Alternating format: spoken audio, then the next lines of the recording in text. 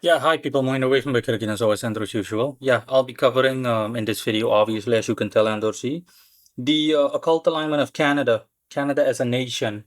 Um, what encompasses Canada, or better said, what Canada is encompassed by.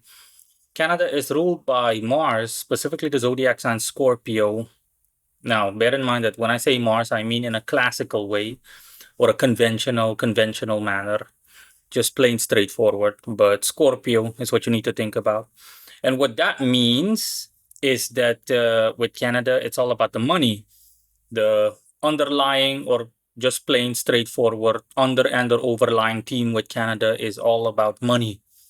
Canada is all about revenue, making as much money as possible. Money talks in Canada. These are the things that are immediately recognizable when looking at Canada. And you can easily look it up. By default, Canada is one of the most expensive countries to live in. It's not the most expensive, but it's one of the most expensive countries to live in. It's also one of the countries with the biggest revenue output. It's also one of the countries that has a good deal of businesses over abroad. So overseas, think about mining companies that mine any precious metal and or mineral, anything that you can think of in the way of outsourcing and whatnot. It's not the most prevalent one out there, but it is definitely top tier or at the very least mid tier.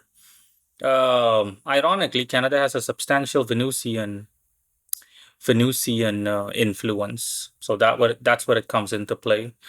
The contradictoriness comes from it, hypothetically speaking, contradictory. Let's just say paradoxical. The paradoxical affinity simply sees to it that Canada isn't exactly the most of the aforementioned fields or in the aforementioned fields. And that's why they are the way they are. In theory, Martian influence, in actuality, Venusian influence. Think of immigrants that have a lot of zest and energy. Canada uses these immigrants they bring in and they use these immigrants for cheap labor to do dirty work and blue collar work that, generally speaking, the average Canadian would not really be keen on doing unless they're hard up. And it just goes on. So, those are the things that Canada are about. Bye bye.